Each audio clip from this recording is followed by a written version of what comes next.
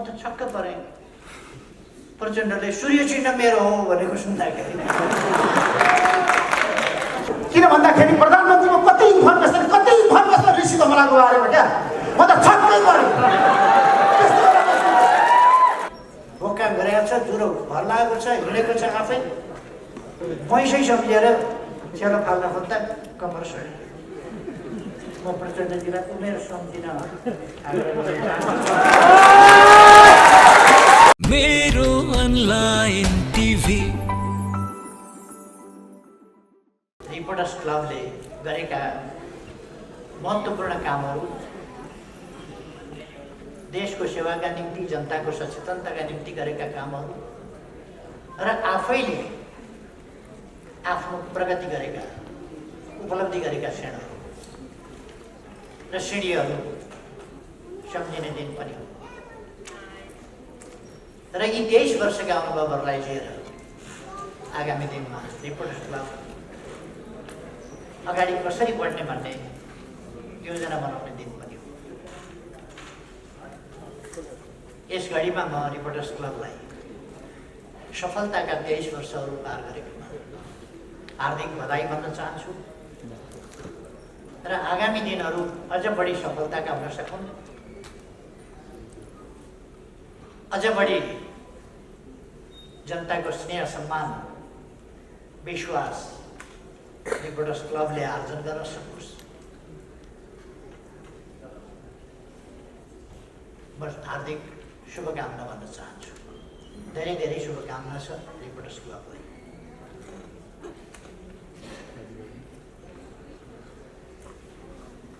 आज पुरस्कृत हुने साथीहरू सबैलाई म हार्दिक बधाई भन्न चाहन्छु।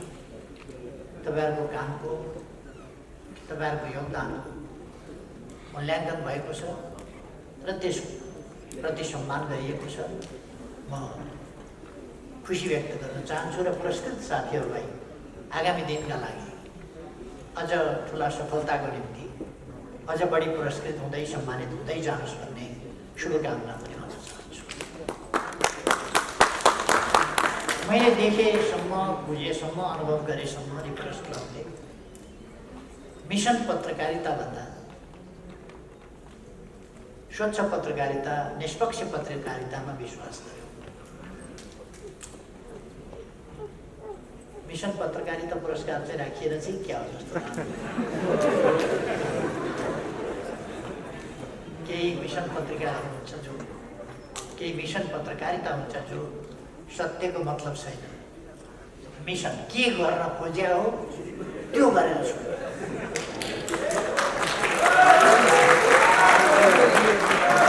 सत्यको अर्थ छैन, कर्तव्यको मतलब छैन।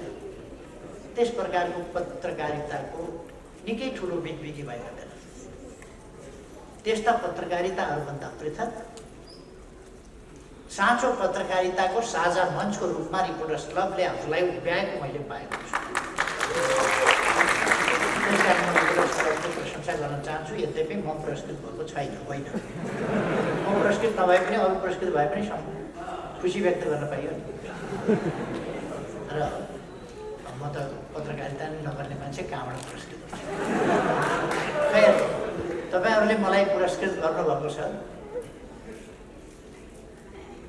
डबलीमा देख्नुभयो अस्ति बुद्धिजीवीहरूको कामै हो।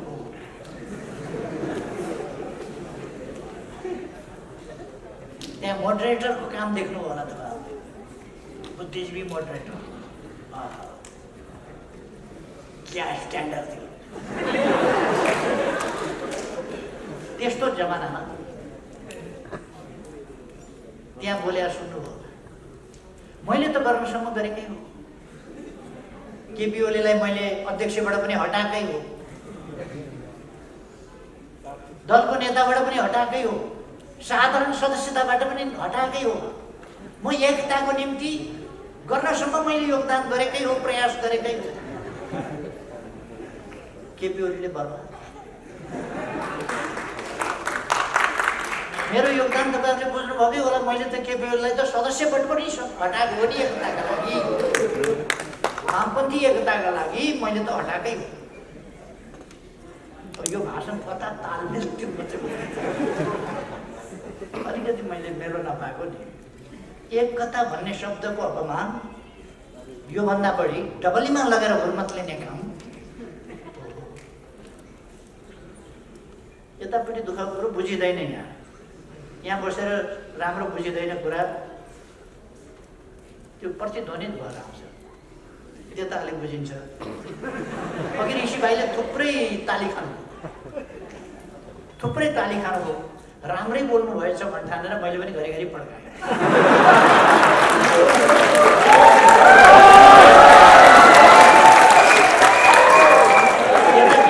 बुझिँदैन, नबुझिएपछि के राम्रो भन्नुभयो होला,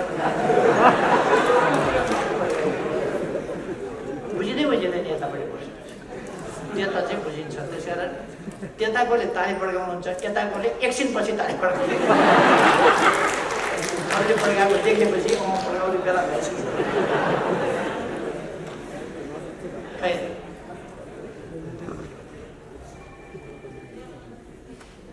देश सङ्कटमा परेको छ। सङ्कट होला, केपी ओलीलाई पर्या होला, प्रचण्डलाई पर्या होला, माधव नेपाललाई पर्या होला। देशलाई कहाँ सङ्कट पर्यो, केमा सङ्कट? तपाईँहरूलाई केमा सङ्कट पर्यो भन्नुहोस् त? केमा सङ्कट पर्यो? तनखा आएन कि, जागिर गयो कि, केमा सङ्कट पर्यो तपाईँहरूलाई? मजदुरलाई केमा सङ्कट पर्यो, किसानलाई केमा सङ्कट पर्यो, संविधानलाई केमा सङ्कट पर्यो, व्यवस्थालाई केमा सङ्कट पर्यो? राम्रो नबुझिए पनि सङ्घीय लोकतान्त्रिक गणतन्त्रको रक्षा, अघि मैले भर्खर सुने, सङ्घीय लोकतान्त्रिक गणतन्त्र खतरामा पर्यो भनेर यो बाँचोस् भनेको थियो अरे, खतरामा पर्यो अरे सङ्घीय लोकतान्त्रिक गणतन्त्र। के भएछ? केही बिमारी त सङ्घीय लोकतान्त्रिक गणतन्त्रलाई म देख्दिनँ। कुनै कहीँबाट खतरा आएको त देख्दिनँ। चुनाव भएर सङ्घीय लोकतन्त्रलाई खतरा पर्छ भने त अब 20 महिनापछि त लोकतान्त्रिक गणतन्त्र, सङ्घीय लोकतान्त्रिक गणतन्त्र त खतरामा पर्नै हो नि। चुनाव गर्दा खतरामा पर्छ। यो कुरा अलिकति ताल सुरका कुरा गर्नु मान्छ नि। ताल सुरका अदालतले मैले गरेको सिफारिस, विघटनको सिफारिस रद्द गर्यो। राजनीति बुझेर गर्यो कि, राजनीति हेरेर गर्यो कि, संविधान हेरेर गर्यो कि, संविधानको व्याख्या गरेर गर्यो कि? व्याख्या त गर्नै पाइँदैन भन्थ्यो, संविधानले लेखे अनुसार गर्नु भन्थ्यो। खै 11 फागुनमा मेरो सिफारिस बदर गरेर विघटित प्रतिनिधि सभा पुनर्स्थापना गर्दा म कुनै आवेश उत्तेजनामा पनि आएन, केहीमा पनि आएन। अदालतको आफ्नो बुझाइ हुन्छ, आफ्नो प्रक्रिया हुन्छ, उसले आफ्नो फैसला गर्ने हो। हामीले लोकतन्त्रमा अदालतको फैसलालाई मान्ने हो, त्यसलाई कार्यान्वयन गर्ने हो, मान्ने हो, त्यसलाई कार्यान्वयन गर्ने। अनि त्यस बेला दम्न परेर फुरफुर भएर अदालतकी जय जय गान गरेर अबीर जात्रा, अब के खाइयो त्यो नाम। फेरि फागुन 23 गते 12 दिनपछि अर्को फैसला आयो। 12 दिनपछि अर्को फैसला आउँदा अब अदालत कामै नलाग्ने भयो। फेरि कामै नलाग्ने भयो। अर्को पार्टीको नाउँमा दर्ता गरिएछ। मेरै पार्टी अर्काको पार्टीको नाममा दर्ता भएछ। नाम सरकै मिल्यो। अब नाम सरकै मिलेपछि अर्काले मुद्दा हाल्यो। मेरै पार्टीको नामसँग ठ्याम्मै मिल्ने गरी अर्को राखेर दर्ता गरेर हामीलाई उजेल पार्ने, हाम्रो चाहिँ अस्तित्वै समाप्त पार्ने काम हुन भएन। इन्साफ पाऊँ, न्याय पाऊँ भनेर उसले माग्यो। अदालतले फैसला गर्यो, ठिकै हो, अर्काको नाममा दर्ता गर्न पाइँदैन। त्यो दर्ता खारेज भयो। दर्ता खारेज भइसकेपछि तपाईँले एउटा क्लास पास गर्नु, अर्को क्लासमा गएपछि जाँच दिनुभयो, रिजल्टमा फेल हुनुभयो भने फेल भइसकेपछि फेरि उही क्लासमा फर्किँदैन, उही क्लासमा फर्किन्छ नि। 8 को जाँच दिनुभयो, फेल हुनुभयो, 8मा बस्नु। दर्ता भएको थियो, दर्ता खारिज भयो, फेरि पहिलेकै ठाउँमा आयो। पहिलेकै ठाउँमा आएपछि अदालतले के भन्यो भने निर्वाचन आयोगलाई आदेश दियो 15 दिनको म्याद देऊ, उनीहरू नयाँ नाम लिएर फेरि एउटै पार्टी दर्ता गर्न चाहन्छन् भने त्यो त दर्तै भएन नि। दर्ता नभएपछि, दर्ता खारिज भएपछि पहिलेकै ठाउँमा गए। एकता गर्नै खोजेको हो भने नयाँ नाम लिएर आऊ। मैले प्रचण्डजीलाई फोन गरेँ, पार्टी अलग अलग भयो अदालतको फैसलाबाट। हामी कुरा गरौँ। निर्वाचन आयोगले अदालतको आदेश बमोजिम हामीलाई 15 दिनको म्याद दिएको छ। अरू पार्टीसँग नजुट्ने गरी नयाँ नाम लिएर दर्ता गर्न आऊ। एउटै पार्टी बनाउने हो भने, नत्र आफ्ना आफ्ना पार्टी चलाउने हो भने त छँदैछ। एउटै पार्टी बनाउने हो भने 15 दिनभित्र दर्ता गर्न आऊ। मैले उहाँलाई फोन गरेँ, केन्द्रीय कमिटीको बैठक छ, सकिएपछि तपाईँलाई फोन गर्छु अनि भेटेर कुरा गर्नु। एकछिनपछि अनलाइन खबर सबर आदि इत्यादिमा आयो। केपी ओलीले फोन गरेका थिए, मैले बैठक छ भन्ने मलाई भेट्न मन थिएन, मैले टार्दिएँ, भेट्दिनँ। अनि एकता चाहिएको थियो, अदालतले हाम्रो एकता भङ्ग गरिदियो। एकता बाँकी थियो र भङ्ग गर्नु अदालतले? एकता कहीँ बाँकी थियो? जहाँ अध्यक्ष निकालिसकेका छ, दलको नेता निकालिसकेका छ, दलको नेतालाई साधारण सदस्यताबाट पनि निकालेको छ, त्यहाँ एकता थियो भनेर ढक्क सलाएर ढाँट कुरा गर्ने? एकता बाँकी थियो, एकता बाँकी राखेको थियो। तैपनि मैले कुरा गर्नलाई फोन गरेँ। उहाँले त्यसलाई मजाक बनाएर अखबारबाजी गर्नु फोन गरेको थियो। मैले भेट्दिनँ, इच्छा थिएन, तर्काइदिएँ, टार्दिएँ मैले। ठिक छ नि त, आफ्नो आफ्नो पार्टी चलायो। अनि दिँदा नखाने राति गएर कोल चाट्ने भने 15 दिनभित्र अर्को नाम अरूसँग नजुट्ने गरी आऊ त भनेकै छ त, गए हुन्थ्यो नि त। फोन सम्पर्क गर्दा कुरा गर्न पनि इच्छा नगरेर भाग्ने। अनि अदालतले हामीलाई फुटाइदियो।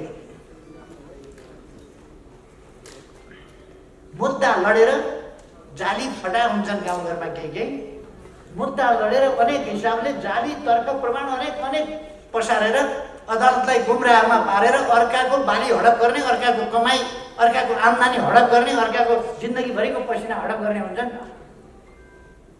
त्यस्तै त नेकपा एमाले बनाइयो,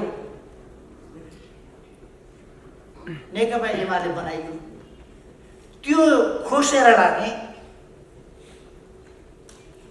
म त छक्क परेँ। प्रचण्डले सूर्य चिन्ह मेरो हो भनेको सुन्दाखेरि प्रचण्डले सूर्य चिन्ह मेरो हो। मैले दृष्टान्त पनि दिएँ, केटाकेटीहरू कहिले कहिले अर्को बच्चाको खेलौना कति राम्रो एकछिन देऊ न भन्छ, अनि सामान दिएपछि यो त मेरै हो हुर्किसकेपछि दारी जुगा फुल्न थालेपछि पनि त्यसो गर्ने। राम्रो रहेछ म पनि यसो लिउँ न भन्ने, त्यसपछि मेरै हो। खै आज पुनरावलोकनका लागि जानु आवश्यक। अदालत कुनै मजाक गर्ने ठाउँ हो र? दर्ता खारिज गरिदियो, पार्टी आफ्ना आफ्ना भइसके। डबलीमा बोल्ने मान्छेसँग एकता, सही कुरा गर्नुपर्छ नि। एकता गर्ने भन्यो, त्यहाँबाट सिद्ध्याउनै खोजेको सिद्ध्याउनै पर्छ। त्यही डबलीमा बोल्ने त्यो हुन्छ नि मेडिएटर, त्यो बुद्धिजीवीहरूको भूमिका, मोडरेटरको भूमिका जस्तो थियो। ती मोडरेटरहरू सोकल्ड डेमोक्रेसीका लागि कति योगदान गरेका छ, कसका स्वार्थ बोकेर कुदेका छन्, माखौल उडाएका छन् डेमोक्रेसी। किन तपाईँहरू केपी ओलीलाई किन हटाउनुहुन्न? अहिलेको मुख्य काम नै केपी ओली हटाउनु हो। किनभने यहाँ त देश विकास गर्न थालिसक्यो केपी ओलीले। टनेल बन्दैछ यहीँ, यो टनेल त 2 वर्षमा पुरा हुन्छ। 26 किलोमिटर बाटो 4 मिनटमा पुगिने भइसक्यो। यस्तो गर्न दिइरहनुहुन्छ मन्त्रीजी, मोडरेटर है। तराईका समस्या पनि समाधान गर्न आँटिसक्यो, त्यो गर्न दिनुहुन्छ?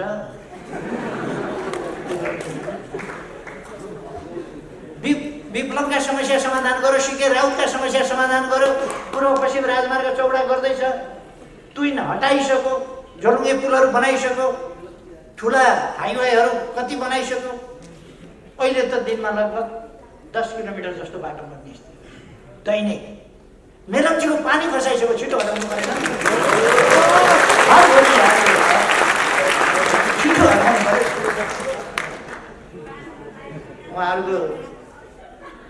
उहाँहरूको त्यो पोलिटिक्स होइन। देशप्रति अलिकति इमान्दार हुन सिक्नु पर्यो। कहाँ पर्यो देश सङ्कटमा? अघि भर्खर पनि एकजना मित्रले भन्नु, ल वाक स्वतन्त्रता, प्रकाशन स्वतन्त्रता, कस्तो वाक स्वतन्त्रता छ? वाह, ज्याकेट खोलेर फुत्त फ्याँकिदिन पाइन्छ। कसैले नथुनेको मुख आफै टेप लाएर थुनेर आएर त्यसपछि मनपरी बोल्न पाइन्छ, बोल्न पाइन्छ भन्दै बोल्न पाइन्छ, मनपरी बोल्न पाइन्छ, लेख्न पाइन्छ, छाप्न पाइन्छ। अनि कहाँनेरि भएन स्वतन्त्रता? वाक भएन कि प्रकाशन भएन कि के स्वतन्त्रता भएन? केमा भएन? अनि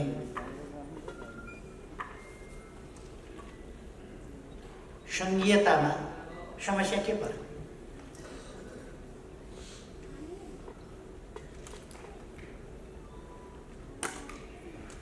मेरो विचारमा यद्यपि केही समस्याहरू, केही अनुभूतिहरू, केही फिलिङ्सका कुराहरू छन्। तर अब फिलिङ्स बाहेक भन्ने हो भने कुनै पनि प्रदेशलाई केन्द्रबाट बजेटमा कम बेस गरिएको छैन। बजेटमा कम बेस गरिएको छैन, बरु जहाँनेरि पछाडि परेको छ त्यहाँका लागि प्रोजेक्ट तयार गरिएको छ। तराईको सिँचाइको लागि अब प्रदेश नम्बर 2 को सिँचाइका लागि अब 2टा प्रोजेक्ट, एउटा सुनकोशी मरिन डाइभर्सन शिलान्यास गरिसक्यौँ हामीले। अब त्यो निर्माण कार्य प्रारम्भ भइसक्यो।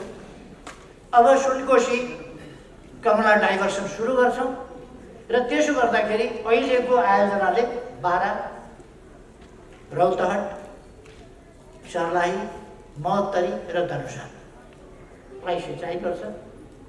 1,85,000 बिघा सिँचाइ गर्छ र अर्को सुनकोशी कमला डाइभर्सनले 1,70,000 बिघा जमिन सिँचाइ गर्छ, जुन कुरो हामी अब निकट भविष्यमा गर्दैछौँ।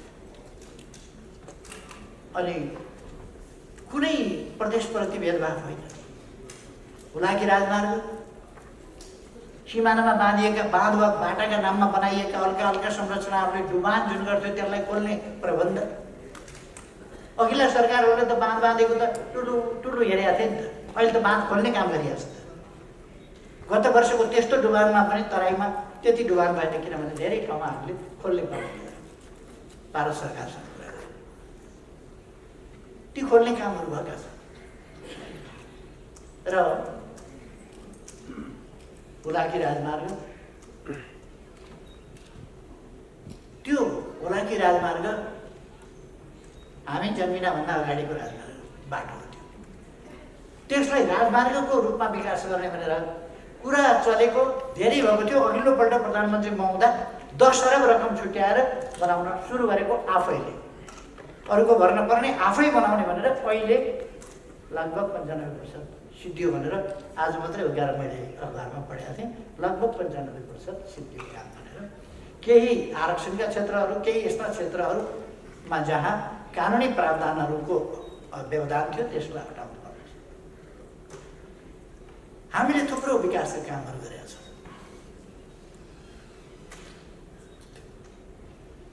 एकजना बुद्धिजीवीजीले एउटा आर्टिकल लेख्नु भएको रहेछ।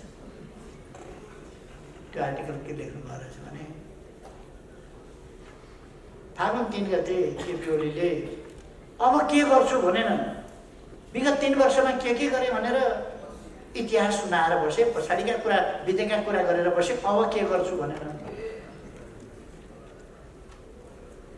मैले अब के गर्छु भन्ने कुरा थुप्रै गरेको छु। एकछिनसम्म जागर चलेछ, सुन्नुभएछ, एकछिन पछिदेखि दिक्क लागेछ, टिभी बन्द गरेर सुत्नु भएछ। साथीहरूले सुन्नु भएन, त्यसपछि पछि के गर्छु भन्ने कुरा त कुरै छैन भनेर भन्दैन। त्यस्तो होइन। म हाम्रो दाजुभाइ दिदीबहिनीहरूलाई के आग्रह गर्न चाहन्छु भने आज नेपालमा प्रेस स्वतन्त्रता छ, मिडियाको स्वतन्त्रता छ, वाद प्रकाशन स्वतन्त्रता छ, सभ्यता कति, मर्यादा कति, सभ्य समाज कसरी बनाउने हामी हरेकको कर्तव्य हो त्यो लगाउने। त्यो कसरी हामीले त्यसको पालना गर्ने हामी हरेकको कर्तव्य हो। हामी हरेक सचेत नागरिक, अनपढ गाउँको पछाडि परेको दुर्गम ठाउँको कसैले पढ्न नजानेको लेख्न नजानेको वा सभ्यता नदेखेको मान्छे मिडियामा काम गरिरहेको छैन, नेता भइरहेको छैन। त्यो त टाठोबाटै गरेर मिडियामा होला, टाठोबाटै गरेर नेता भएको होला, राजनीतिक कार्यकर्ता होला। त्यस्ता टाठाबाटाहरूले आफ्नो सामाजिक मर्यादा सभ्यता जस्ता कुराहरू कायम राख्ने कर्तव्य हुन्छ। हाम्रो गौरवपूर्ण सभ्यताको परम्परा, शिष्टताको परम्परा, मर्यादाको परम्परा, हाम्रो त पितृदेव भव गुरुदेव भव आदि। हामी आफूभन्दा ठुलाहरूलाई सम्मान गर्ने, सानाहरूलाई स्नेह गर्ने, त्यो हाम्रो सभ्यता हो। त्यसमा कति हामी अरूका नकल गर्दैछौँ, कति नकलभन्दा बढी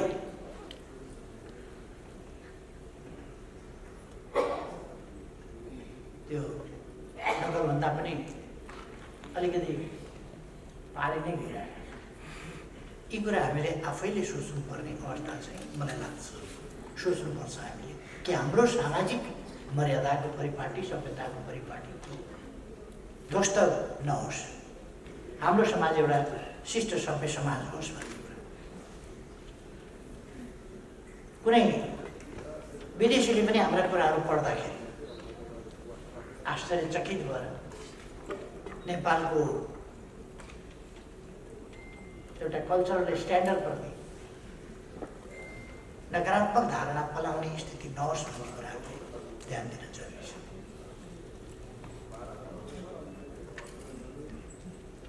नेपालको सञ्चार जगतको क्षेत्रमा आज पनि सञ्चार क्षेत्रसँग सम्बन्धित एउटा कार्यक्रम छ। त्यसमा म भन्न चाहन्छु, सरकार पूर्ण रूपमा स्वतन्त्रताका हकहरू, प्रेस स्वतन्त्रता, वाक स्वतन्त्रता लगायतका स्वतन्त्रता, सञ्चार क्षेत्रका तमाम स्वतन्त्रता लगायत अन्य स्वतन्त्रताहरूको पक्षमा दृढताका साथ खडा छ। सरकार कति मर्यादित व्यवहार भएको छ, कति सभ्य व्यवहार भएको छ, त्यो तपाईँ हामीले एकछिन आनन्द मान्ने कि नमान्ने कुरा होइन। यसको असर दूरगामी रूपमा हुन्छ हाम्रो समाजका लागि। हामी महिलाहरूलाई कतिको सम्मानजनक ढङ्गले व्यवहार गर्छौँ, हेर्छौँ, हाम्रो दृष्टिकोण के छ? अथवा अरू हिसाबले कहीँ पनि एउटा सामान्य सामाजिक शिष्टता, ती कुराहरूलाई हामीले हेर्नुपर्छ र अरूको हकमा, अरूको अधिकारको अरूको सुरक्षा, अरूको मर्यादाको सुरक्षामा आँच नपुगोस् भन्ने कुरा, भ्रमपूर्ण कुरा छपाइदियो, ब्ल्याकमेलिङको बाटो समात्यो, भ्रमपूर्ण कुरा छपाइदियो, मान्छेको चरित्र हत्या गरिदियो, परिवार विशृङ्खलित बनाइदियो। त्यस्तो हुन थाल्यो भने उछालिदियो। त्यस प्रकारको शैली हाम्रो शैली होइन। त्यसबाट हामीले स्वतन्त्रताको उपभोग गर्दा सही ढङ्गले उपभोग गर्नुपर्छ, नत्र भने त्यसको दुरुपयोग हुने खतरा छ। अब त हामीले सिक्नुपर्छ, यति उछलकुद भइसकेपछि अब त हामीले सिक्नुपर्छ भन्ने मलाई लाग्छ। सरकार यसमा स्वतन्त्रतामा कुनै बन्देज लगाउने या कुनै नियन्त्रण गर्ने अथवा कुनै अङ्कुश लगाउने वा कुनै हिसाबले न्यून गर्ने पक्षमा छँदै छैन, गाउँदैन। सरकारको तर्फबाट सञ्चार क्षेत्रलाई पुर्याउनु पर्ने सहयोग, त्यसलाई गर्नुपर्ने अरू त्यसलाई फस्टाउनका लागि गर्नुपर्ने सहयोग, त्यस सन्दर्भमा गच्छले भ्याएसम्म सरकार त्यो गर्न तयार छ। त्यसकारण साथीहरू त्यसमा ढुक्क रहनुभएको हुन्छ भन्ने म आग्रह गर्न चाहन्छु। अब केही मान्छेहरूले आज देशको राजनीतिलाई दमिल्याउन खोजेका छन् आफ्नो निज स्वार्थका लागि, केही व्यक्तिहरूको निज स्वार्थका लागि। के यो देश प्रचण्ड भन्ने मान्छेको स्वार्थका पछाडि सधैँ जानुपर्ने हो? होइन। अनि एउटा मान्छेहरूले भन्ने गरेका छन्, लेख्ने गरेका छन्, आधा आधा भनेको थियो, खोइ आधा आधा। अनि त्यो आधा आधा भन्ने कागज बिचैमा प्रचण्डले च्यातेर कार्यकारी चाहियो भनेर कार्यकारी लेखाएर 5 वर्षै तपाईँ गर्नुहोस् भनेर अर्को कागज गरे होइन। त्यो पहिलेको कागज च्याते होइन एउटा। दोस्रो, उहाँले आधा आधा गर्ने भनेपछि त्यसमा के थियो भने आधा गरिहाल उहाँले सहयोग गर्नुपर्थ्यो। आधा भनेको 60-40 को कुरा हो। हाम्रो बाँड्ने चलन त्यसै गरी थियो। ल छोडिदियो, अढाई वर्ष गर्यो। त अढाई वर्ष गर्दा तपाईँहरूले सबैले सुन्नुभयो होला। त्यसपछि पनि मैले भने अहिले चैतमा महाधिवेशन गरौँ, अध्यक्ष हुनुहोस्, रोक्नुपर्छ। चैतमा महाधिवेशन गरौँ, अध्यक्ष हुनुहोस्। चैतमा महाधिवेशनको म्याद पनि तोकिया थियो नि त। तपाईँहरूलाई सबैलाई सम्झना छ। यो चैतमा महाधिवेशनको म्याद तोकिएको थियो। यति हतारो लाग्यो कि त्यो अन्दाज नदीवाला पनि हाता थियो, तुरन्तै चाहियो, अहिले चाहियो। त्यो पनि नगर्यो। मसँगै अध्यक्षमा चुनाव लडेर हारेका मान्छे महाधिवेशनबाट ल्याउनु भन्दाखेरि हुँदैन। बिचैमा हारेको मान्छे जितेको मान्छेसँग मलाई चाहियो, मलाई चाहियो, मलाई चाहियो। धन्न मेरो निर्वाचन क्षेत्रको उहाँ पर्नु भएन छ, नत्र मेरो निर्वाचन क्षेत्रमा भए चुनाव पनि हारिसकेपछि मलाई चाहियो भन्न थाले। त्यस्तो मान्छे मेरो निर्वाचन क्षेत्रमा धन्न भइसक्यो, नत्र भने उहाँले चाहिँ चाहियो भन्न थाले। यस्ता खालका कुरा माधव नेपाललाई मैले तेस्रो अध्यक्ष पनि हुन सक्थेँ। अरूले उचालिदिए, कहाँ तपाईँ चाहिँ अब तेस्रो भइराख्ने, तपाईँ त ठुलो मान्छे भयो भनेपछि खान्न। ठिक छ, पछि त प्रचण्डभन्दा पछिकै अध्यक्ष फेरि बस्नुभयो त उहाँ गएर सडकमा अध्यक्ष भनिनु।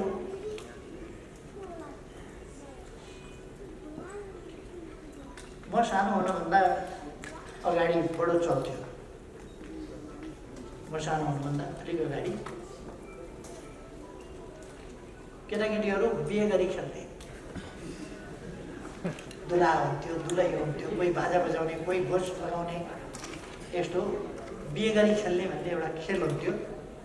अलिक मेरो पालोमा अलिक भएन, मभन्दा अलिक अगाडिसम्म चाहिँ यो खेल बडा चल्थ्यो आफ्नो समाजमा। केटाकेटीहरू खेल्थे, बिहे गरी खेल्थे, दुला हुन्थ्यो, दुलै हुन्थ्यो। खेल सिद्धिएपछि सिद्धियो। त्यहाँ त प्रधानमन्त्री पनि भइहाले, अध्यक्ष पनि भइहाले, के भए, 10 जनालाई पार्टीबाट निकाले, सडकबाटै पार्टीबाट 10 जनालाई निकाले, उपनेता पनि निकाले, अनेक निकाले, महासचिवलाई पनि निकालिदियो, अर्कोलाई पनि निकाल्यो। हो सडकबाटै, सडकको राज।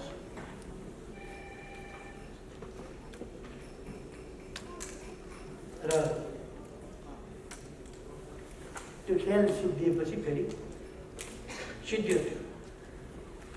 मैले के भनेको छु, मलाई प्रधानमन्त्रीमै बस्नुपर्छ भन्ने छैन, तर एकाध मान्छेलाई हतारो भयो भनेर ती मान्छेको तीव्र महत्त्वाकांक्षा, व्यक्तिगत स्वार्थ, देश बनाउने उहाँहरूको कुनै कुरा होइन, कुनै कुरा छैन।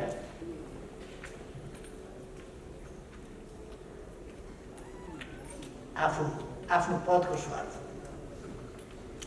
त्यसका लागि देशलाई सङ्कट परेको छ भने तिनै मान्छेहरूका कारणले परेको छ। के भएको थियो? कहाँ तानाशाही भएको थियो? पुनर्निर्माणका काम भएका थिएनन् कि यस बिचमा? अरू काम भएका थिएनन् कि? हामीहरूले खानीहरूको अन्वेषण गरेका थिएनौँ कि? खानीहरू स्थापनाका लागि अगाडि बढाएका थिएनौँ कि? शिक्षाका क्षेत्रमा, स्वास्थ्यका क्षेत्रमा काम गरेका थिएनौँ कि? यति कोभिड-19 हुँदा पनि अन्त रिपोर्टर्स क्लबको आजै लोकार्पण गरिएको संस्थागत मुखपत्र, त्यसमै पनि नागरिकले आफैले पैसा तिरेर परीक्षण गराउनु पर्ने, आफैले परीक्षा तिरेर उपचार गराउनु पर्ने भन्ने गलत तथ्याङ्क प्रस्तुत गरिएको छ। सरकारले परीक्षणको पैसा सरकारले तिरेको छ। अब कहीँ कतै गएर तपाईँले सरकारले नदेख्ने ठाउँमा गएर परीक्षण गराउनु भयो, निजीतिर गएर कतै परीक्षण गराउनु भयो भने त निजीले त लिन्छ होला। तर सरकारले निःशुल्क पिसिआर टेस्टको व्यवस्था गरेको छ। सरकारले निःशुल्क उपचारको प्रबन्ध गरेको छ। सरकारले निःशुल्क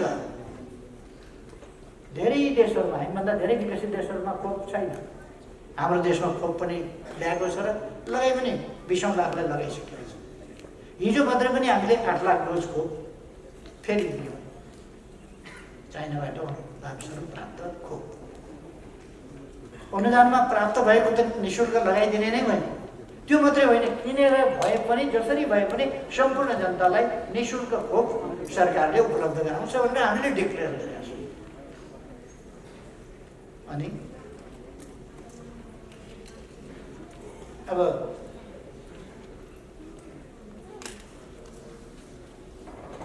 आलोचना गर्ने, सरकार बनाउने बित्तिकै पहिलो बजेटमा यो किन गरिएन, त्यो किन गरिएन, ज्येष्ठ नागरिक भत्ता किन बढाइएन भनेर धुम मचायो पहिलो बजेटमै। र हामीले गत बजेटमा बढायौँ। सामाजिक सुरक्षाका प्रबन्धहरूको क्षेत्रमा थुप्रो काम हामीले गर्यौँ। योगदानका आधारमा सामाजिक सुरक्षा जस्ता कुराहरू गर्यौँ। त्यसर्थ अरू पनि सामाजिक सुरक्षाका कामहरू हामी गर्दै जान्छौँ। अब पनि साउन 1 गतेबाट सामाजिक सुरक्षा भत्ता अलिक बढ्छ नै, लागु हुने गरी साउन 1 गतेबाट लागु हुने गरी बढ्छ। कसैलाई आपत्ति लाग्छ भने फेरि मैले भनिदिन्छु, आपत्ति लाग्छ भने सामाजिक सुरक्षा भत्ता साउन 1 गतेबाट लागु हुने गरी बढाइनेछ। अब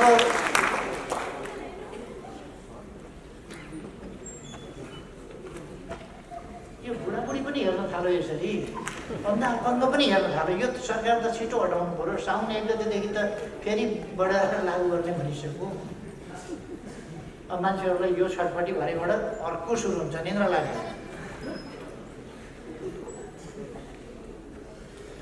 हामीले उत्तर दक्षिण रेलको कुरा गऱ्यौँ, हामीले के अरे काठमाडौँ रेल, काठमाडौँ रक्सौल रेलको कुरा गऱ्यौँ, पूर्व पश्चिम रेल अब छिटै शिलान्यास गर्दैछौँ। पूर्वबाट छिटै शिलान्यास गर्दैछौँ।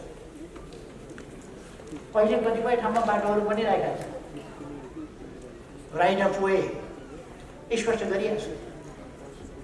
त्यहाँ क्षतिपूर्ति दिने अधिग्रहण गर्ने कामहरू भइरहेको छ। रेल ल्याएर धेरै वर्षपछि रेल किनेर आफ्नै रेल अब छिटै नै सञ्चालन गरिँदैछ। आफ्नै रेल बर्दिवाससम्म अब रेल छिटै सञ्चालनको शिलान्यास गरिन्छ। रेल किनेर ल्याएको तपाईँहरूले अस्ति हेरिसक्नुभएको छ। रेल किनेर ल्याइसकेको छ, सञ्चालनको तालमा हाइवे मध्य पहाडी राजमार्ग, मध्य भण्डारी राजमार्ग, पूर्व पश्चिम राजमार्ग, हुलाकी राजमार्ग, पूर्वदेखि पश्चिमसम्म सिमाना, दक्षिण सिमानाको छेउ अलिक माथि, त्यसभन्दा अलिक भित्रबाट र मध्य पहाडबाट र तीसँग लिङ्क गर्ने अरू बाटाहरू, राजमार्गहरू, जसले गर्दा यातायातलाई अब नेपाल कहीँ पनि खासै दुर्गम रह्यो भन्ने स्थिति नरहने, कहीँ पनि दुर्गम नरहने गरी हुम्लामा केही किलोमिटर खोल्न बाँकी छ ट्र्याक। त्यसबाहेक हुम्लाको सदरमुकाम सिमिकोट पनि पुगेपछि देशका सबै सदरमुकामहरू जोडिए। अब हामीले हाइवेहरूबाट पालिकाका सदरमुकामहरू पनि जोड्ने, पक्की सडकले जोड्ने अभियान सञ्चालन गरेका छौँ। केही बुद्धिजीवीले टिप्पणी गरेका पाइयो। यो सदरमुकाम जोड्ने एकैचोटि 309 अस्पताल पहिले अस्पताल शिलान्यास गरेका छ। कहिले कति 210वटा बाटो एकैचोटि शिलान्यास गरेका छ। यो त करिब 5000 जसो विद्यालयलाई अब छिटै नै हामी 5 अरबभन्दा बढी रकम विद्यालयको पूर्वाधार विकास लगायतका काममा छिटै नै तुरुन्तै वितरण गर्दैछौँ। 5 अरबभन्दा बढी रकम शिक्षाका क्षेत्र होस् कि स्वास्थ्यका क्षेत्र होस् कि सबै क्षेत्रहरूमा देश अगाडि बढेको छ र बढाइनेछ। समृद्ध नेपाल, सुखी नेपाली नारा होइन, गन्तव्य हो। समृद्ध नेपाल, सुखी नेपाली हाम्रो साकार हुन सक्ने आकाङ्क्षा हो, जसलाई हामी साकार पारेर छोड्छौँ, निकट गर्छौँ र नेपाली जनताका सपनाहरूलाई छरपष्ट पार्ने र यस देशमा अस्थिरता कायम गर्ने, यस देशलाई सुदृढ एकतामा, राष्ट्रिय एकतामा जान नदिने त्यस प्रकारका क्रियाकलापहरू सक्रिय छ। यसपल्टको अस्थिरता के कारणले भएको अस्थिरता? नेकपा भन्ने एउटै पार्टीभित्र त्यसै पार्टीका मान्छेहरूको घिनलाग्दो महत्त्वाकांक्षा, व्यक्तिगत स्वार्थका कारणले समस्या खडा भएको होइन। अरू केही थियो? छ। अरू केही पनि छैन, त्यतिका कारण। अनि त्यस्ता मान्छेहरूका पछाडि लागेर केही हिँडेको देख्दा पनि अचम्म लाग्छ। त्यस्ता मान्छेका पछि पनि लाग्ने अचम्म लाग्छ। त्यस्ता मान्छेका पछाडि पनि मान्छे 2-4 हिँडेका देख्छु। के भयो? कमसेकम पट्टी त खोल्नु शाखाबाट। आफ्नो मस्तिष्क, आफ्नो बुद्धि अरूलाई सार्थी नदिनुहोस् न, आफै लिनुहोस् त कमसेकम। केही मान्छेहरू देखेर त अचम्म लाग्छ। आफ्नो पकडी अरूलाई सार्थी राख्न दियो भने आफू चाहिँ पछि यो किन गर्ने? जनताले त्यो गरिराखेका छैन।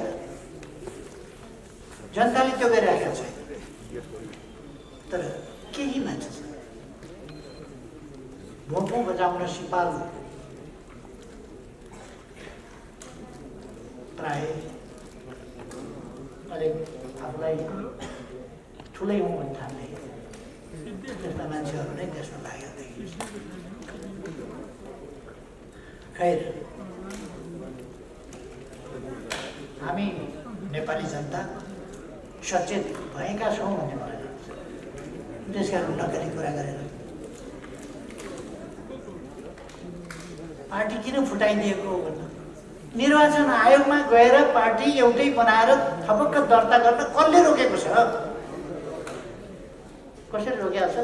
अनि अदालतमा एउटै पार्टी गरी गर न, एउटा पार्टी गर एउटा पार्टी अदालतले गरिदिने हो एउटा पार्टी यो पार्टी मिलाइदिने काम अदालतको हो म पनि महन्तजीको पार्टी मिलाइपाउँ भनेर निवेदन हाल्छु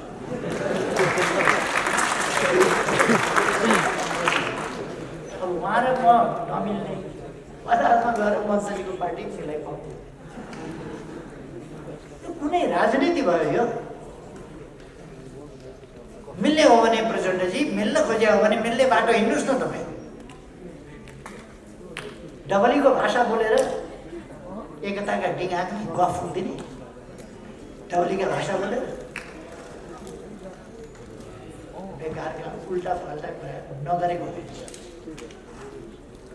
नमाग्या न्याय दियो अदालतले भनेर तपाईँले नमागेको दियो होला तपाईँले त अर्काका नाउँमा पार्टी दर्ता गर्नुभएको थियो ऋषि कटेललाई त मागेकै दियो नि अनि दुईटा झगडिया मध्ये दुईटैलाई मागेको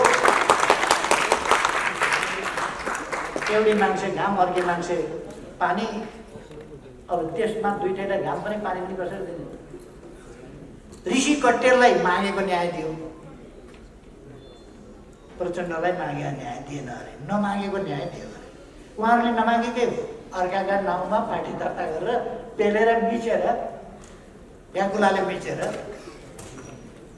मिच्ने बानी पर्यो क्या पल्किया मिच्ने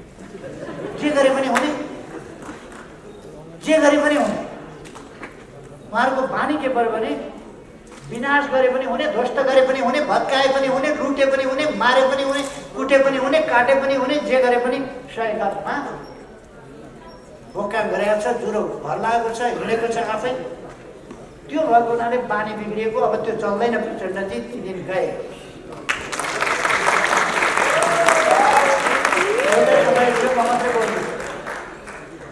मान्छेहरू तपाईँका हतियार तपाईँका लडाकुसँग डराउने समय थियो म डराउँदै थिएँ त्यस बेला पनि बोल्छु गलत गर्दै हुनुहुन्छ तपाईँहरू ललकार्थे त्यस बेला आज त तपाईँका सोकल्ड सेना पनि छैन तपाईँसँग हतियार पनि छैन ती दिन त गए त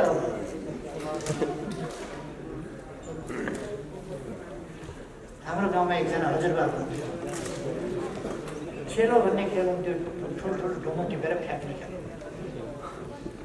अनि हजुरबाले मै सम्झिनु भएछ यत्रो ढुङ्गो त म त्यहाँ पर फालिदिन्थेँ खोइ ल्याउ त केटा हो ढुङ्गो समात्र यसो गरेर खुत्त फ्याँक्दा कम्मर सड्कियो क्या उहाँले आफू बुढो भएको थाहा पाउनु भएन त पैसै सम्झेर छेलो फाल्न खोज्दा कम्मर सड्यो म प्रचण्डजीलाई उमेर सम्झिन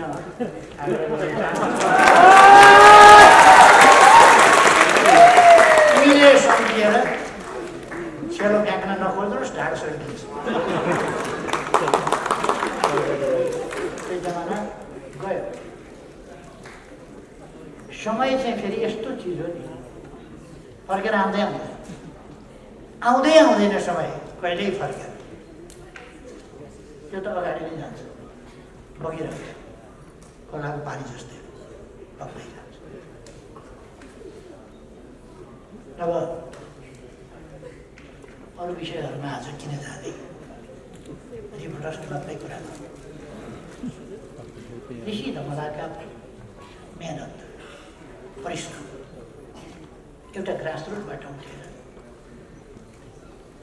एउटा मिडिया हाउसकै मालिकको रूपमा सञ्चालकको रूपमा प्रोपाइटरको रूपमा व्यक्तिगत तवरमा पनि आइसकेको कहिल्यै उमेरमा भन्नुपर्छ एउटा कपाल फुलेको छैन यति चमत्कार देखाइसक्नु रिपोर्टर्स क्लब 23 वर्ष अगाडि केही व्यक्तिबाट सुरु गरेर आज एउटा सर्वाधिक लोकप्रिय संस्थाको रूपमा उहाँले स्थापित गरिसक्नुहुन्छ मन परोस् कि नपरोस् धमलाको हमला जतिसुकै झेल्न परोस् तर पनि त्यो टिभीमा मान्छे जान्छ सबैलाई जान्छ त्यहाँ पुगेपछि फर्काइदिन्छ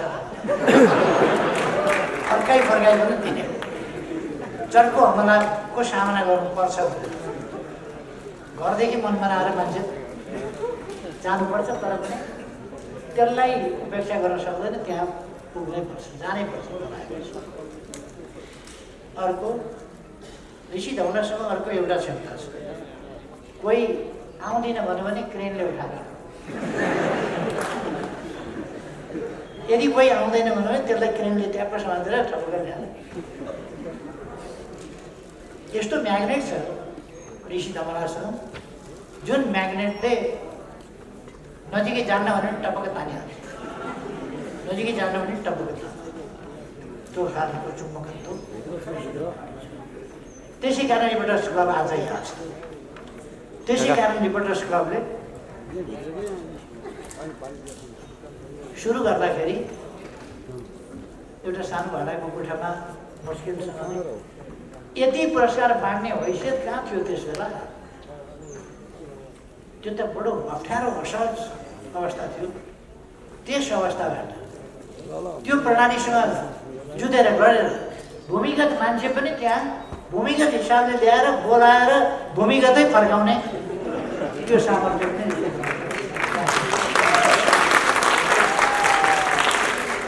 पछ्याउमा परेका, कुनामा परेका, स्याडोमा परेका त्यस्ताहरूलाई पनि फुटमा ल्याउने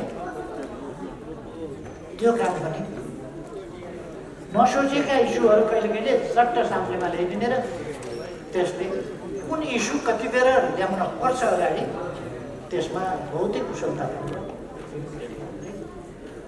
काम गर्थ्यो, गरिआएको छ। र त्यसमा सबभन्दा बढी स्मार्टनेस ऋषि धमला। त्यसका ऋषि धमलालाई स्मार्ट पुरस्कार, स्मार्ट पत्रकार पुरस्कार दिएको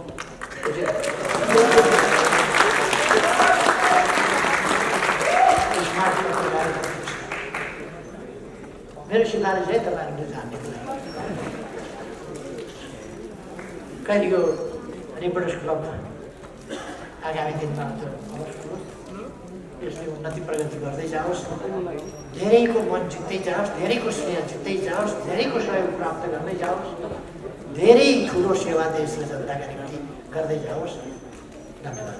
इतिहासमा 2054 साल चैत्र 17 गते रिपोर्टर्स क्लब नेपालको स्थापना भयो।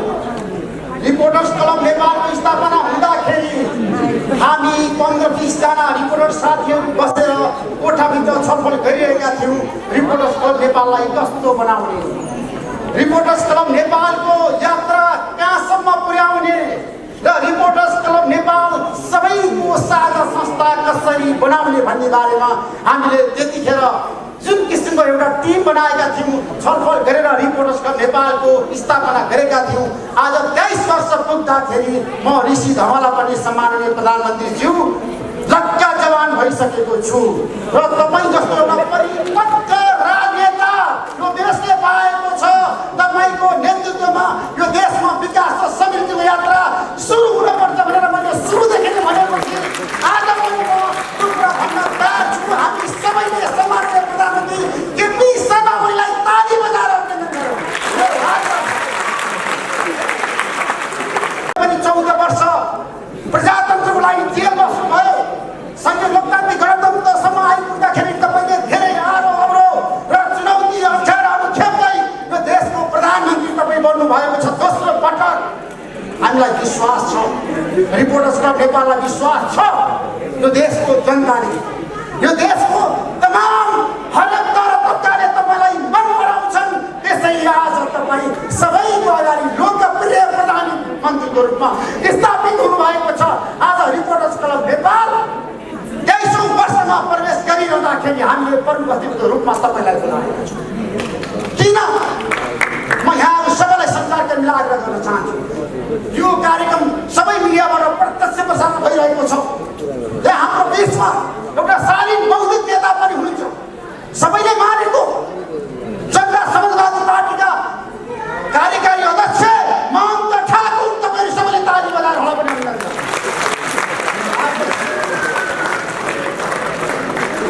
आज संयोग मिलेको छ। सामान्य प्रधानमन्त्री मैले धेरै शीर्ष नेताहरूलाई भनेको थिएँ, कतिपय नेताहरूले भन्नुभयो प्रधानमन्त्री आइहाल्नुहुन्छ तपाईँको कार्यक्रममा हामी किन आउनु पर्यो। मैले हो प्रधानमन्त्री आउनुहुन्छ भनेर मैले भने खुला भने सामान्य प्रधानमन्त्री मैले प्रचण्डसँग पनि कुराकानी गरेँ, उहाँले पनि मलाई फोन गर्नुभएको थियो तपाईँको कार्यक्रमको प्रमुख अतिथि को, मैले सम्माननीय प्रधानमन्त्री केपी शर्मा ओली नै हो भनेर मैले भन्नु ठिक छ प्रधानमन्त्री आउँदाखेरि मेरो आवश्यकता पर्छ र भन्नु। मलाई धेरै शिक्षकताले फोन गर्नुभएको थियो, म नाम भन्दिनँ, तर आज हामी गौरवान्वित छौँ, हामी आज खुसी छौँ, आज हामी हर्षित छौँ। आज हाम्रो कार्यक्रममा तपाईँ जस्तो यो देशलाई आमूल परिवर्तन गर्छु भनेर विकास समितिको यात्रालाई अगाडि बढाएर जसरी तपाईँ प्रधानमन्त्री बन्नुभएको थियो, तपाईँको 3 वर्ष कार्यकालमा तपाईँले के गर्नुभयो आज तपाईँले सविस्तार बताउनु हुनेछ। मलाई विश्वास छ सम्माननीय प्रधानमन्त्री, किनभने तपाईँ एउटा भिजन भएको नेता हो। मैले बारम्बार भनेको छु, मैले बहस गर्दाखेरि सबभन्दा बढी मिडियामा बहस गर्ने मान्छे मै हुँ सम्माननीय प्रधानमन्त्री। यहाँ मन्त्रीज्यू हुनुहुन्छ, पार्वत गुरुङ सञ्चार मन्त्री हुनुहुन्छ, बसन्त निमाङ भौतिक प्रधानमन्त्री हुनुहुन्छ, प्रेमाले वन तथा वातावरण मन्त्री हुनुहुन्छ। यहाँ धेरै मन्त्रीहरू आएर गइसक्नु भएको छ, धेरै नेताहरू आएर गइसक्नु भएको छ। मिडिया एलायन्सका अध्यक्ष भास्कर राजा बन्दिकार हुनुहुन्छ र धेरै तर तर्कका मान्छेहरू यहाँ हुनुहुन्छ। सामाजिक सेवाका विभिन्न तर तर्कमा काम गर्ने सुरक्षा निकायका प्रमुख लगायत सबै पार्टीका नेताहरूलाई म स्यालुट गर्न चाहन्छु, अभिनन्दन गर्न चाहन्छु। रिपोर्टर्स अफ नेपालको पहिलो वक्ता र रिपोर्टर्स अफ नेपाललाई उद्घाटन गर्ने सन्त नेता कृष्ण प्रसाद भट्टराई नै हो।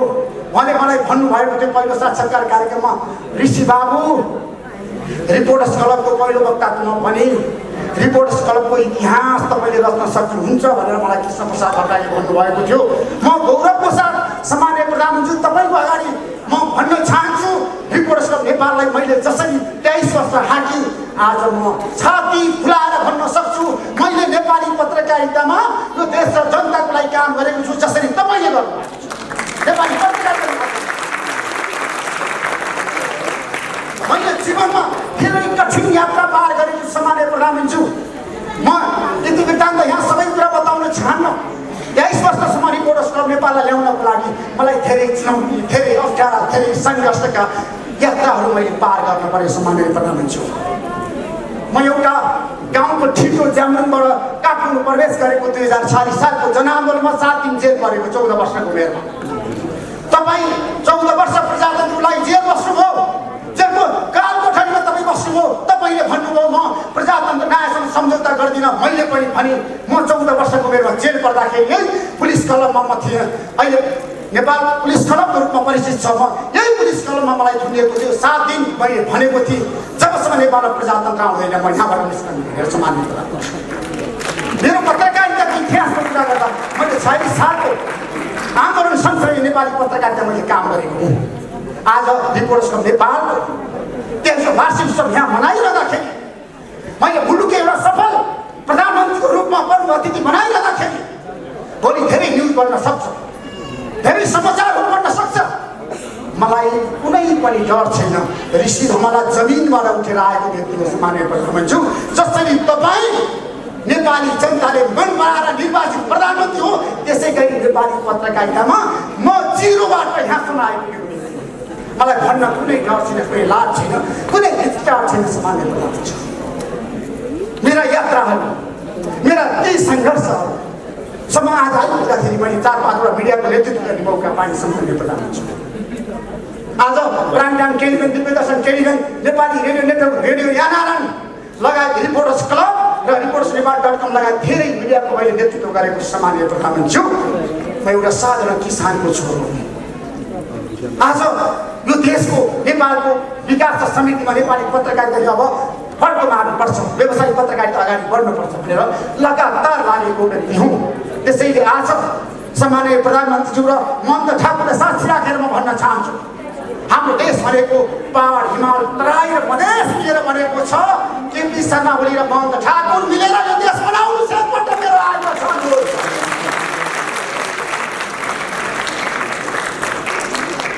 देशमा विकास गरौँ, मिलेर गरौँ, देशलाई बनाऊ। मेरो आग्रह छ। प्रचण्डजी, माधवमा नेपाल अब धेरै शेरबहादुरबा मैले सबैलाई भनेको छु, देशमा फेरि पनि सहमति, सहकार्य, एकता आज अनिवार्य आवश्यकता हो। तर देशमा किन सहमति हुन सकेन? प्रधानमन्त्री तपाईँले जुन किसिमको काम गरिरहनु भएको छ, धेरै तपाईँले अन्तर्वार्ता भन्नुभएको छ। 12 वर्ष आउँदा आउँदै पनि मैले देशको मुहार फेरेको छु। विकास समितिको लागि मैले जग बसालेको छु। यो जगले आउने पुस्ताले तपाईँलाई सम्झिरहनेछन्। केपी शर्मा ओलीले सुरु गरेको विकास समिति सगरमाथाको शिखरमा पुगोस्, देशमा आमूल परिवर्तन होस्।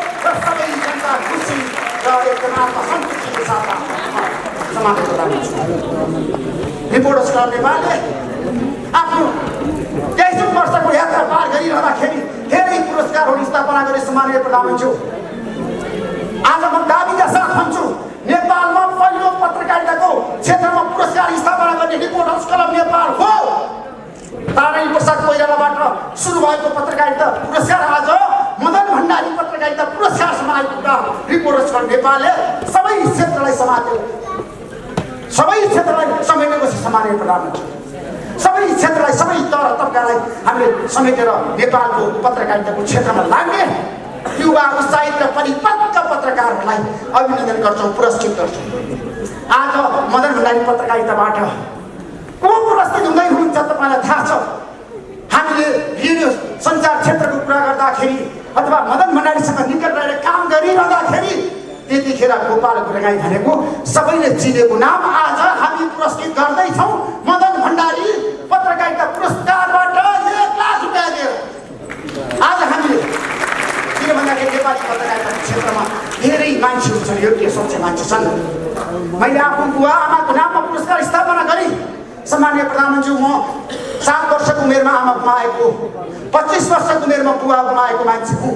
मेरो आमा बुवा छैन, त्यसैले मैले आमा बुवाको नाममा कुलप्रसाद चेतमारी धमला पत्रकारिता पुरस्कार स्थापना गरेर आज हामी वितरण गर्दैछौँ। राजधानी दैनिकका सम्पादक सागर पण्डितलाई दिँदैछौँ हामी, किन भन्दाखेरि उहाँले राम्रो काम गर्नुहुन्छ। धेरै योग्य मान्छेहरू छन् पत्रकारिता क्षेत्रमा। आज हामीले धेरै राम्रा योग्य पत्रकारहरूलाई पुरस्कृत गरेका छौँ। ताराई प्रसाद कोइराला पत्रकारिता पुरस्कार नम्रा लम्सादेखि शालिक सुवेदीले पाउनुभएका छन्। धेरै साथीहरू यहाँ हुनुहुन्छ। बाबुश्री फोटो पत्रकारिता पुरस्कार मुकुन्द कालीकोटेले पाउनु भएको छ। धेरै पत्रकारिता पुरस्कार अहिले हामी वितरण गर्दैछौँ। उमासिंह पत्रकारिता पुरस्कार बिनु सुवेदीले पाउनु भएको छ। हामी सबै क्षेत्रलाई समेट्न चाहन्छौँ सम्माननीय प्रधानमन्त्री। हामी सबै क्षेत्रको प्रतिनिधि होस् भन्ने चाहन्छौँ। त्यसैले आज म लामो भाषण गर्दिनँ। सबैको ध्यान प्रधानमन्त्री केपी शर्मा ओलीतिर छ।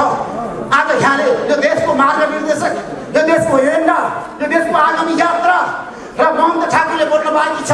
मैले महन्त ठाकुरलाई तपाईँसँगै र तपाईँको विचार र उहाँको विचारमा आज जनताले हेरिरहँदाखेरि, यो सबै मिडियाबाट प्रत्यक्ष प्रसारण भइरहँदाखेरि आज साँच्चीकै केपी शर्मा ओली र महन्त ठाकुर एउटै मञ्च बसेर आज के उद्घोष गर्दै हुन्छ भनेर करोडौँ जनताले हेरिरहेका छन् सम्माननीय प्रधानमन्त्री। त्यसैले आजको कार्यक्रममा मैले महन्त ठाकुरलाई तपाईँ आइसकेपछि बोल्नुपर्छ भनेर मैले आग्रह गरेँ। उहाँले हुन्छ ऋषिजी भनेर भन्नुभएको छ। आज महन्त ठाकुरले विशेष घोषणा गर्दै हुनुहुन्छ। त्यसैले म रिपोर्टर्स क्लब नेपालको बारेमा अहिलेको राजनीतिक खर्च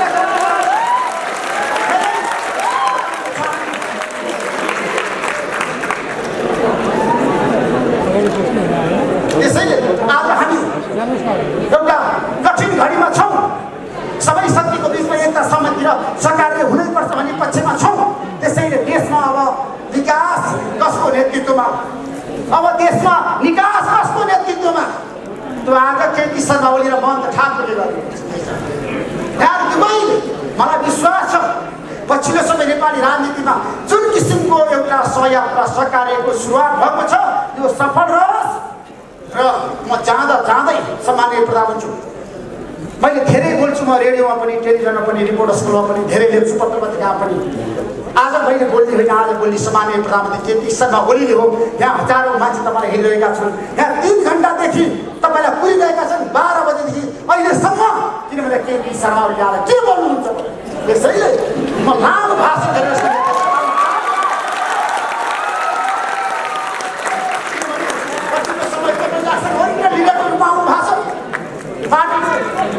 एमाले भित्रको कुरा पनि तपाईँले आज विशेष खुलासा गर्दै हुनुहुन्छ। तपाईँले 4-5 दिन बोल्नु भएको छैन। त्यसैले केपी शर्मा ओलीले नबोल्दाखेरि जनताले भन्छन्, जनता जान्न चाहन्छन् केपी शर्मा ओली।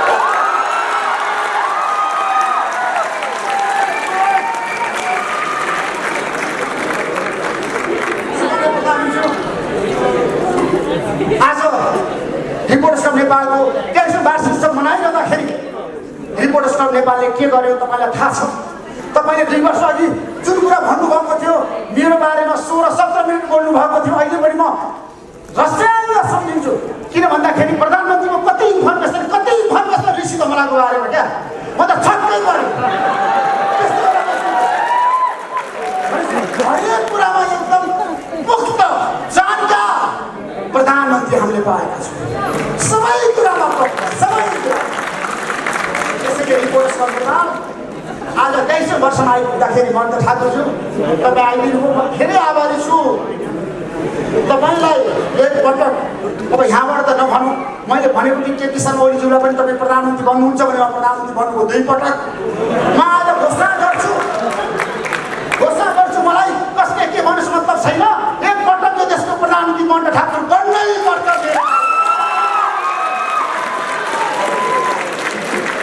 अब त्यो केपी शर्मा ओली र महेन्द्र ठाकुर उपेन्द्र यादवजी आउनुहोस्।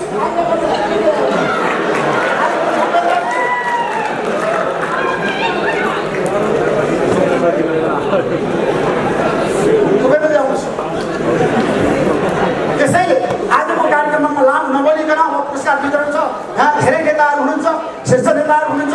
त्यसैले आजको रिपोर्टर्स क्लबको कार्यक्रममा यहाँहरू सबैलाई म स्वागत गर्दै जाँदै आगामी दिनको यो यात्रा सङ्घीय लोकतान्त्रिक गणतन्त्र नेपाल अगाडि बढ्नको लागि सबैको बिचमा सहकार्य, सहमति एकता अनिवार्य आवश्यकता छ। हामी मिलौँ, देशमा सबैको बिचमा सहकार्य होस्। नेपाली सञ्चार क्षेत्र जहिले पनि सकारात्मक, पोजिटिभ र हामीले सही सूचना सम्प्रेषण गर्नुपर्छ। देश बनाउनु छ, मलाई केही चाहिएको छैन प्रधानमन्त्री, यो देश हामी सबैले बनाउनुपर्छ। हामी सबैको बिचमा एउटा सहकार्य हुनुपर्छ। नेपाली सञ्चार जगतले धेरै पटक चुनौतीहरू पार गर्दै आज यो क्षेत्र आज सबैको पिछे बढ्नुपर्छ। नेपाली सञ्चार क्षेत्र आज नेपाली जनताको मनमा बस्न सफल भएको छ। नेपाली जनताको चाहना अनुसार नेपाली सञ्चार क्षेत्रले महत्त्वपूर्ण भूमिका निर्वाह गरेको छ।